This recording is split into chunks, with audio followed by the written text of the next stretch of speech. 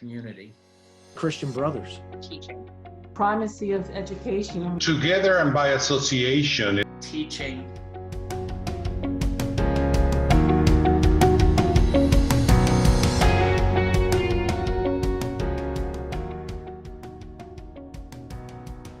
But for me, it has always been about the teaching focus. So when you say Lasallian, it is teachers first, and it's a particular type of teaching that comes to mind for me. The value of teaching and learning rests at the core of the Lasallian tradition, and the faculty of LaSalle University are charged with emulating the approach to education pioneered by the founder. The spirit of St. John Baptist de La Salle lives through all faculty members today, as teaching is elevated to a vocation and classroom communities flourish. This is their story. When I applied at LaSalle, it felt very different. And the word Lasallian was being used very frequently. And I have to say that I really struggled. What does Lasallian mean as distinct from Augustinian, Villanova, or Jesuit, St. Joe's? And one of my major goals when I was part of the formation program in Rome was to really seek to understand those distinctions. Now I have to say, even though I had gone through lots and lots of Catholic education, at no point did that Catholic education talk about these different distinctions or divisions. So it took me a long time to realize, okay, all of us have a patron saint, and their particular approach to Catholicism is what has led to these distinctions. I also, when I first came to LaSalle, had Brother Jerry Molyneux as my boss. And Brother Jerry Molyneux is an amazing person to have as your boss because he is a phenomenal teacher, passionate about his teaching. We still talk about teaching to this day. And so I had an introduction to the brothers that was a very personal introduction to the brothers. And I didn't realize at the time that personal introduction to the brothers is exactly what Lasallian means. It means teaching through our relationships, that our relationships provide learning opportunities for all of us. It's not just the students who learn, it is the teachers who learn as well. So learning in relationship and learning by developing relationships with other people is what I really understand Lasallian education to mean. I also think of an image is the long-standing relationships that I've had with students. So I'm in touch with students I've had 20 years ago, swapping things, sharing things. Hey, have you read this? But that's all the community stuff. Yeah, I think the word I always use, like when I'm an advisor, I'm a big brother, right? And that's what I'm here for, is to, as a big brother, not, beat you up or scold you, but just kind of help you along the way. I had a futon in my office. It's the futon that's in the TV studio now. And I created it because I had this little fantasy of sitting on the futon and grading. But what it became was students sitting on the futon and hanging out in my office. And that is a very Lasallian thing. When I talk to my nieces who went to the University of Maryland in Towson, I'm like, do you ever hang out with your professors? And they're like, no. And I'm like, well, there are times when I can't get people out of my office to get work done. And that's a way that we see things at LaSalle during normal times. When I was a student, I don't think I recognized it as much. It was there, but I was younger, less mature, didn't really give much thought to it. But when I think back now, I think back about how I was I think I had a 1.6 GPA about halfway through the first semester of my freshman year. And I remember Father Halligan pulling me in and reading me the riot act, telling me that this isn't high school anymore. And in a big school, you're not going to get that. And it wasn't that I was goofing off so much, it's that I was just not studying right. And there was help along the way. And there were other points that in my career here, that you just felt that you were being taken care of. And the brothers were there, but I think a lot of other people have filled that role. There's a lot of people that do the same types of things. You go to meetings on campus and these types of things are talked about. A while back, I went to dinner in the brother's house at Lasalle College High. And, you know, we're sitting in the living room before dinner and we're kind of chatting. And someone said something about how high the ceilings are. And one of the brothers pointed up to the ceiling and he said, yeah, what used to be up there were really long industrial fluorescent lighting. Because in the old days, the brothers would all prepare for school together. And that way, if you were stuck on something, there was always someone sitting like at the next desk or the next table to say, oh, I remember when I had to teach that, here's what I did. Or, oh yeah, that kid, here's what's going on with that kid, you know, and that's what we really do well.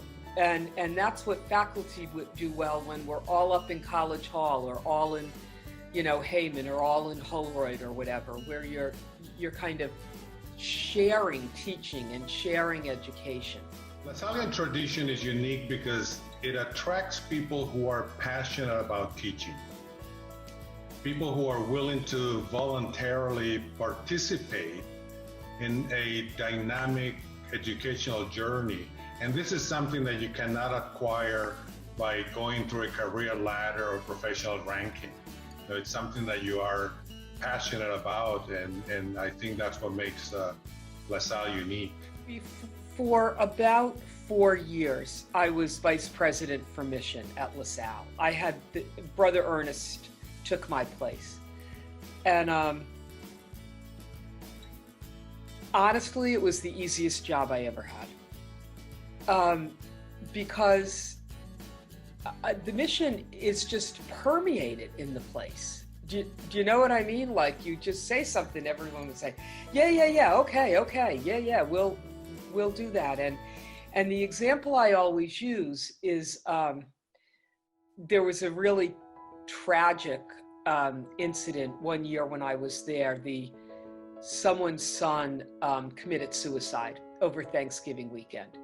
And the person was an employee at LaSalle and their son was a student at LaSalle. So it was really a double whammy. And it was the same Thanksgiving weekend that a young guy who was a student at Westchester but had gone to Roman with a lot of people also went missing and was found dead. He somehow fell into the Schuylkill in Manayunk. But, and so, okay, so what can we do for this family? And yeah, did some nosing around, and yeah, they could really use some financial help.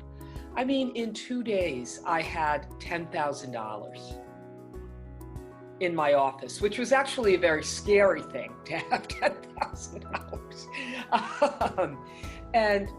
And people volunteering for things like someone who worked in the bursar's office saying, tell me how much you have, I'll make sure that we get all $100 bills for it, so that it's not in 5s and 10s and 20s and stuff like that.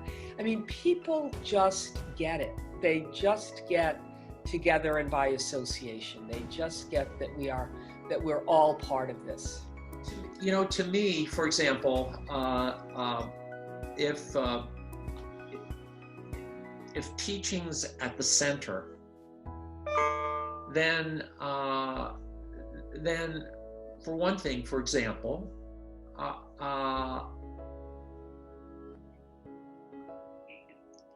you can't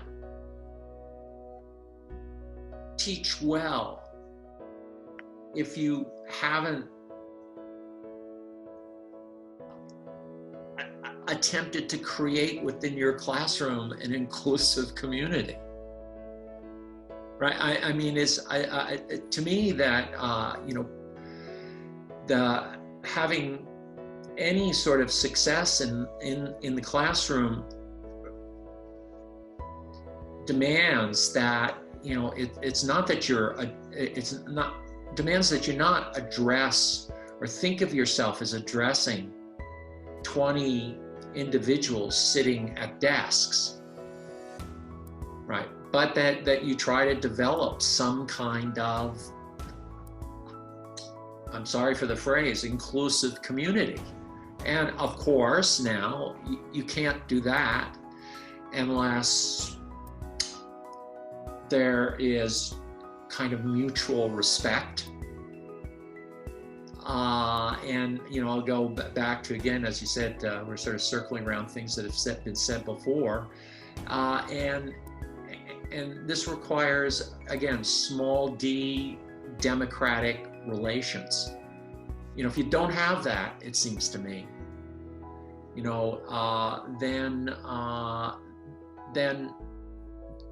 the teaching is not going to be what I would recognize as teaching anyway. The Christian Brothers are FSC, and it really is Latin for the Christian Brothers, the Society of Christian Brothers. Right. But one thing that we see, a very important interpretation of FSC is faith, service, community. And I see that very much in my classroom. For me, faith is a respect of multiple faiths or lack of faith. So I do not view my role as a particularly religious one. I will say it is a Christian one, in the sense that if we follow humanistic Christian ideals rather than religious Christian ideals, we make for better teachers. Service is something that many of us do in all sorts of ways, and that service to me means a commitment to the community and others. And of course, community is essential. That if we are not a community, we are not living our charism in any way, shape, or form. We incorporate values of respect for other people into our classrooms, and me in particular, there's always information in the syllabus about how we treat other people, to be respectful when people are communicating, to listen carefully and to respond respectfully, even if there's a disagreement. We incorporate, again, it's easy for me in nursing to incorporate things about, helping vulnerable people, because that's what nursing tends to do, more or less. But I've made a point of incorporating content about how to address some of the needs of people who are more vulnerable. And that's expanded. As I've learned more, I've expanded what the students learn from that, and the students share what they've learned in their own experiences in the classroom regarding that. So we talk about, the healthcare needs of vulnerable people, like victims of human trafficking and people who are homeless, people who are dying, veterans, so we've incorporated that into a lot of the things that we learn in my classroom. We have a speech and language hearing clinic, and we had to stop it, but before that, we were serving the community, the surrounding community, but as soon as the campus was closed, that's when you probably saw the most Lasallian, because as I said at the beginning, the association associated with Lasallian, our campus had to kind of go on standby, and our clinical supervisors and our students had to quickly learn to implement online therapy so they could catch up the patients that they were seeing online, and they were able to do that without any hesitation. And I think that's unique to or good application of what Lasallian is all about. In managerial accounting, it's the second accounting course that all business majors take, as I have a service learning project. Okay, which I had students. What we did is I would bring in Mary Kay Meeks, or Mary, I call her Meeks. That's her maiden name, Mary Kay Hanks, from Face to Face, and she would talk to our students about Face to Face and all the good work they do about a mile from here. And what we would do is we would make about 100 peanut butter and jelly sandwiches and then deliver them to face. And they would distribute them as dinner, lunch for a lot of the people that attend face-to-face. Incorporated with that was an accounting assignment where we had to calculate the cost of that peanut butter and jelly sandwich. And fictitiously, if you were to set up a business making peanut butter and jelly sandwiches, what would you price it for? How much would you make? So I kind of tied in the material we were covering in class, and also opened their eyes to what this soup kitchen was like. A few times I bust them there. Sometimes that gets difficult, given students have other classes going on, and that was always a pretty neat thing because they could see it right there. And the students would walk around and talk to some of the people at face-to-face, and some of the people in the neighborhood that went there for help, and they got a real sense. And some of the feedback you got was certainly it opened students' eyes. They know it's around them, but until sometimes I think you're actually in the midst of it, you realize how different it is. There's that sort of obligation to help the poor, and poor is not necessarily just financially poor, but people who are outcast in some way, people who are more vulnerable, people who have needs that aren't unmet. I think, at least in the programs that I work in, we prepare students to reach out to those people and to help those people, not just to give them a handout, but to help them to, figure out a way to lift themselves up out of the situation they're in and to make their lives better. And so I think we're all called to figure out a way to make people's lives better. There are multiple ways of achieving it, and some people achieve it through activism, and that is a perfectly Lasallian approach. I typically have chosen a more quiet approach. I'm an activist in my classroom rather than an activist in the world, because I know that I can and I have changed individual lives, and I can continue to change individual lives. And